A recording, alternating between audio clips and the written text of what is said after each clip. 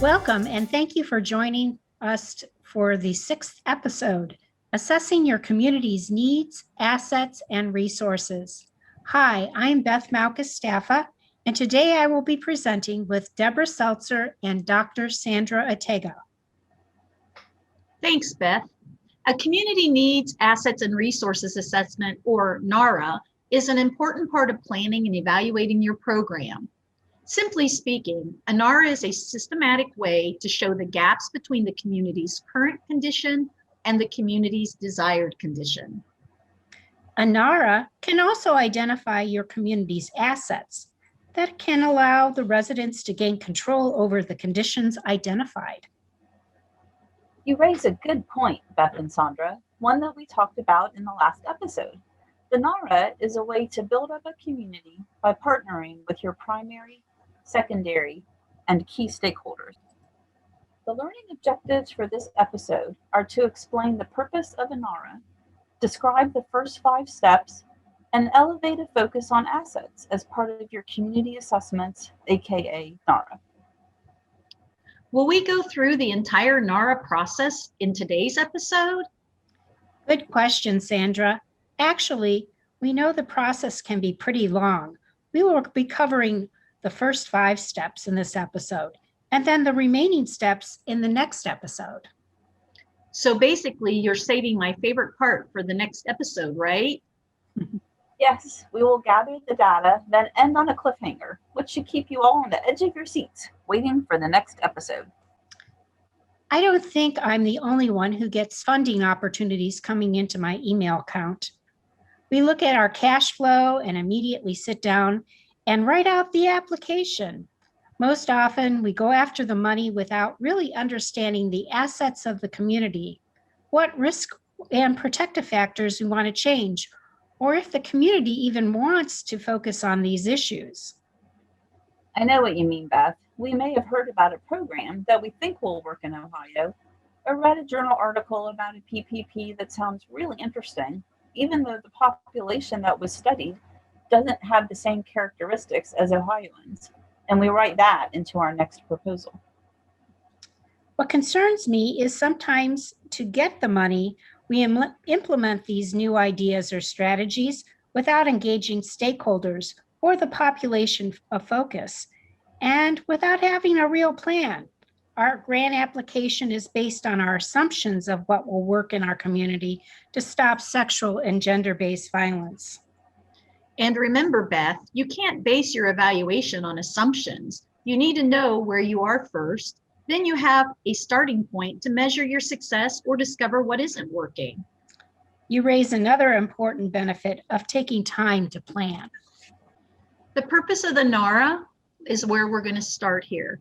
As many of you know, we conduct a needs and resources assessment every year at the state level to ask you about the needs and resources you need to implement your primary prevention strategies.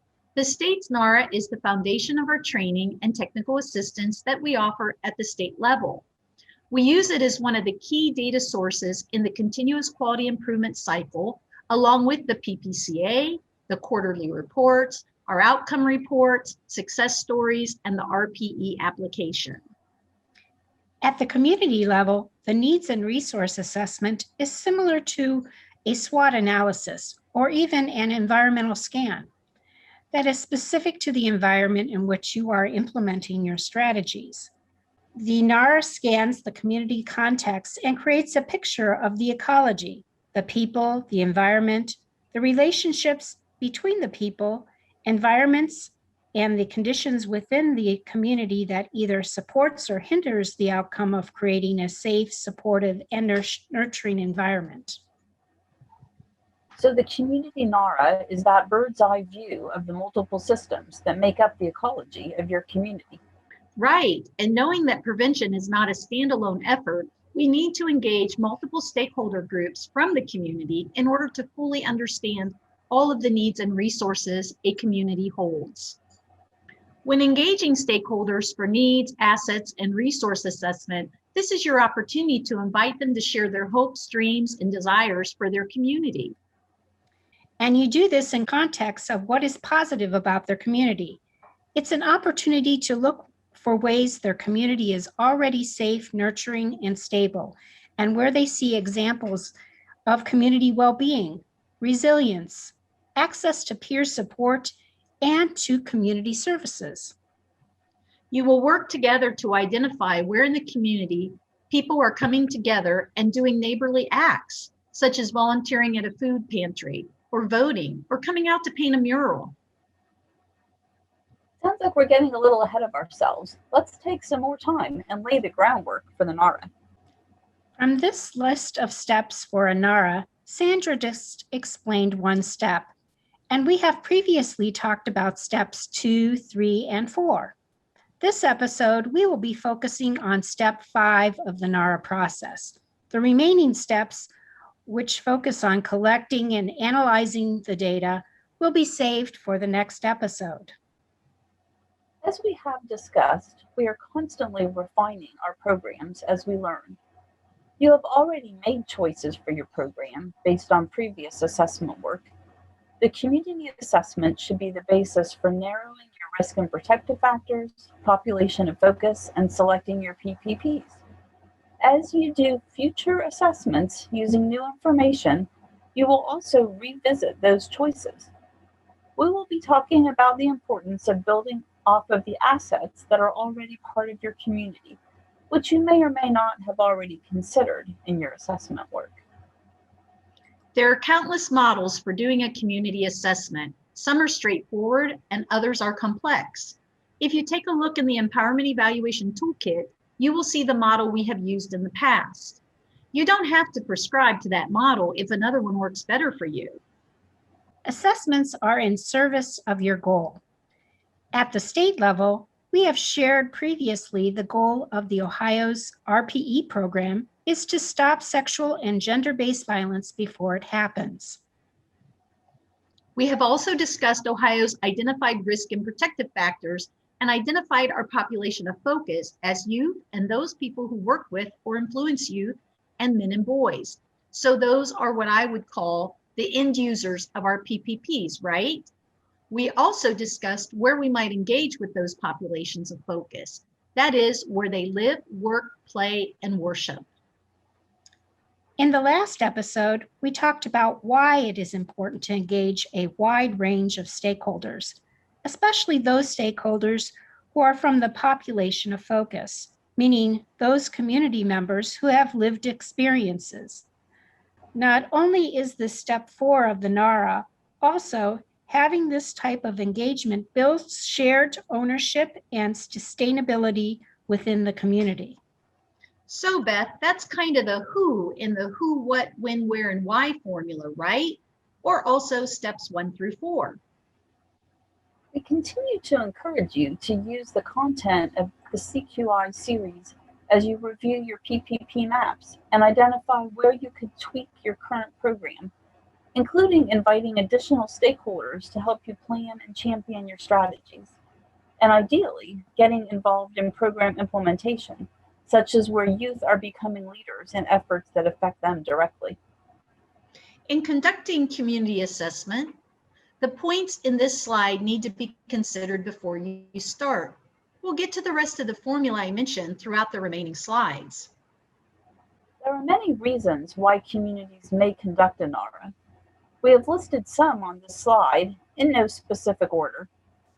For our purposes in this episode, we are focusing on the last 3: start or expand your PPPs, improving your services, or how you are facilitating or implementing the strategies within your PPPs, and collect the community's hopes, dreams, and desires. We are also asking you to embed your messaging within a larger social marketing plan. So as a reminder, be sure that that plan is connecting to your existing or upcoming NARA. It's not to say that the first 3 points in this slide are not important. However, it's to emphasize how we intend to use the NARA. I like that you used community, Debra. It gives credit to the people living in the community, that they have solutions to the issues that they discover. So I really like the picture you used for this slide, Beth. Yes, a NARA can untangle the root causes of an issue that the community may be experiencing.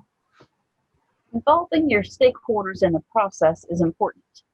Involving the community in developing real and practical solutions to address the issues makes those solutions not only realistic, but also sustainable.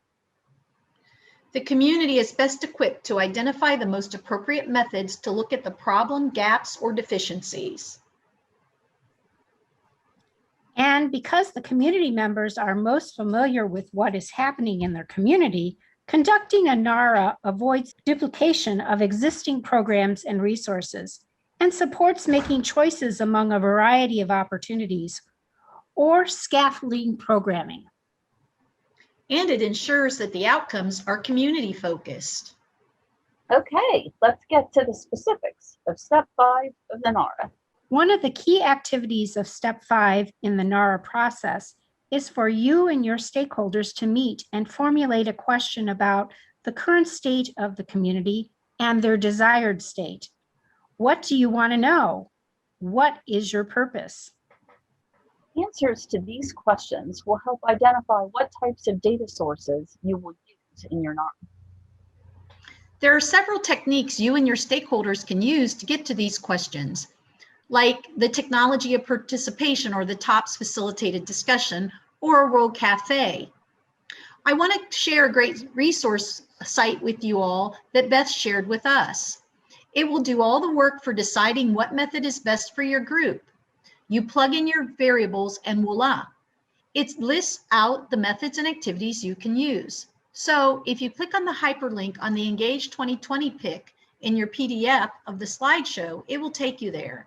If you are interested, check with OAESV for training in some of these techniques. I wish I had this resource in college when I was doing my NARA for community health. I think this site will also be helpful when we discuss data collection methods. So click and see what you think. Beth, I'm so glad we are emphasizing collecting asset data. When people think about a community NARA, there's a tendency to identify the deficits and everything that's going wrong in a community. I think if we translate the concepts here, it's much easier to find risk factor data than protective factor data, right? Yes, and there's also a perception that the community doesn't have the skills and knowledge to solve the problems, and that they need us to help them solve their problems. Thinking about it from that perspective, Beth, that someone from outside the community knows how to solve the problem could actually sound like a form of oppression. It also seems likely the approach would come from a deficit narrative about the situation. Ouch, Debra. And yes, to your point, it absolutely sounds that way. Part of being a leader for change is to acknowledge that many of the public health textbooks on community assessment don't give a nod to the assets in the community. We also have an opportunity to implement a course correction in our approach by using asset-based data and the information provided from community-based needs assessment data. Bottom line, if we just focused on the map showing all the hot spots of the problems, like the ones on the slide, we'll miss all the positive things that are happening in a community. Like all the community building activities shown in the other 3 pictures on this slide. I think it's also fair to have a conversation about perspectives here, like what one group may see as an asset or resource, another group may see as an issue. For example, highways, payday lenders, factories that provide jobs but pollute the environment. Yes, moving ideas out to built environments might get a lot of input from community members. And thinking about libraries and how libraries add to the community's connectiveness. Yes, I know for me, the library has been a place that is safe for my daughter and her friends after school while I'm working. It's also been a gathering place for my different groups and a showcase for community artwork. Some people forget about those places when they're doing an environmental scan of assets. We all can admit data sources about the needs or gaps are easy to find, and they can illustrate what may be considered traditionally viewed risk factors or indicators of risks in communities. There are very few examples of data sources for protective factors outside a few items in the YRBS. You just have to put in a Google search and you can find crime stats by city or mapping of food scarcity by county. Don't forget the data you can find doing a literature search, looking at your pre and post test evaluation, or asking people to fill out a survey that doesn't ask for any narrative feedback. Also, thinking about the built environment and what makes up the community ecology is really important. All those spaces and places that the people navigate and have access to, like credit unions, educational resources like schools and colleges, universities, pre-K and daycare facilities, and within each of those spaces and places, the policies that frame who gets in and who doesn't, right? Yes, those are all parts of a needs and resource assessment that zooms out to the community level. As a result of doing your NARA, you may find some additional risk and protective factors that are specific to your community that can be added to the ones we agreed to focus on as a state. Using a deficit approach may be easy, but it isn't telling the whole story of the community. It shows only the skeleton of the community. Plus, researchers have found using only deficit-focused data has an impact on the community. Community members begin to internalize the deficiencies language. Public health is learning from community organizers. I think it comes back to what we discussed earlier. We, public health, can come in thinking we need to fix the communities because change will be slower to occur. Plus, that thought is very oppressive. Communities and people living there have the capacity, skills, and ability to make change when they come together. Public health is coming along for the ride. And I think it's fair to say that public health is also there with some expertise when it comes to resources and potentially linking community members with the support that they identify as needed. This is how change happens. Points taken, Debra and Beth. This is why we need to also include collecting asset-focused data. Asset data is based on relationship building, and it shifts the power back to the people in the community. It is a community-driven method. I like it because gathering asset-focused data is inclusive. Every member has assets or talents to share and contribute. Everyone is welcome. Sandra, I'm thinking about your skeleton. There is such a stark difference between these pictures. Assets are the clothes that the community wears. Oh, I said that? Well, it is a good analogy, especially in this case. Also, if you flip back between slide 13 and this slide, there is such a difference in the emotions that these slides evoke. Slide 13 is just really blah, and this one is full of color, and I really enjoy looking at it.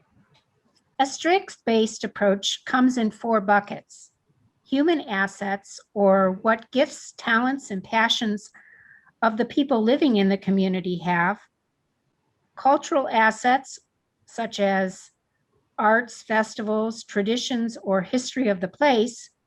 This slide comes from the website Groundwork USA. They have a lot of good information. The link has been provided.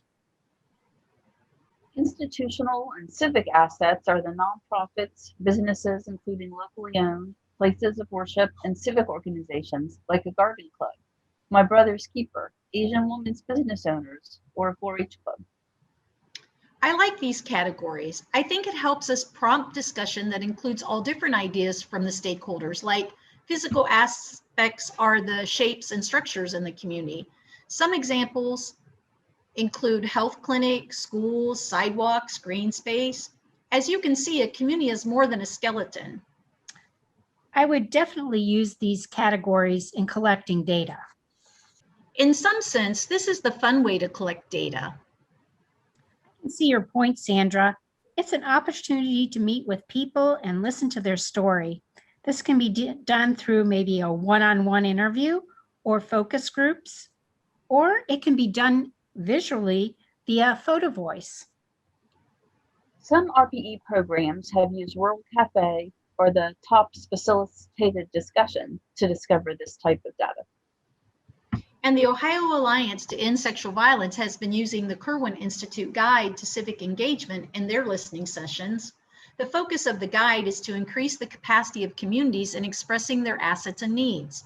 OAESV is working with a visual note taker to turn these communities' ideas into images. When thinking through your data sources, you'll want to figure out if the data helps answer the question you and your stakeholders are asking. And if the sources for the data are credible and reliable. We have included a checklist and resources in your handout on how to evaluate your sources. You may want to determine if you have a balance between those that demonstrate strengths and weaknesses, or factors that the community stakeholders would like to prove. And we mentioned before, risk-based sources that are easy to find. It is important to establish the community's assets or protective factors and how they can be used to narrow the gaps. Talents and passions and resources available can help you and your stakeholders choose the right PPP for your community. Another often missed data reflection point is to look at where these data sources come from and do they represent your community. Going back to what we first said, you need to really think critically about the programs such as those shared on Prevent Connect or those you read about in a journal. The population represented may not look anything like your community members. Just because it is talked about nationally or written in a journal doesn't mean it is right for your community unless it is adapted. We will talk more about how to adapt PPPs in a later episode. Remember, you are each defining what you mean by community. That may mean something different for different situations. We ask you to pause your video and view the data sources that you have used to support your PPPs. We have created a rubrics for you to fill out. What data is from academic organizations, governments, or other public sources, and what you have gathered directly from your community stakeholders. These groups may not be mutually exclusive. When you fill out the rubrics, you can use the link on the online writing lab, OWL, at Purdue University to review how to cite your data sources. That will give you access to their automatic APA-style citation machine, which is what we suggest you to use. There is also information available through this resource on how to evaluate the sources you are using. You should note this is just an assessment to organize your data sources in one place. We have set up the rubric so it will help you identify if you have a balance between needs-focused, risk-focused, and asset-focused protective factor data. In this episode, we described steps 1 through 5 of the Needs, Assets, and Resource Assessment, or NARA. We also identified needs and asset-focused data sources to help inform your community assessment. We also talked about how the needs is the skeleton and the assets are the clothes to your assessment. You need both for you and your stakeholders to choose the right PPP or tweak to improve how a PPP is being implemented. Finally, it's a good reminder that you are co-creating with your community. As a preventionist, you are sharing your skills by showing how things are connected, lifting up the community's priorities and strategies when you write your grant proposal. Plus sharing the successes and rewards gained by the community through social media, success story reports to funders, and celebration events with the community. During today's episode, we've mentioned several resources that I think are helpful for getting started on your CQI plan. We want to alert you to the Empowerment Evaluation Toolkit. The NARA is part of this toolkit housed at the Ohio Domestic Violence Network website. Thank you for joining us today for episode 6, Needs, Assets, and Resources Assessment. Remember, we're here to support you, so reach out to any of us if you want individual technical assistance, or just want to bounce an idea off of us.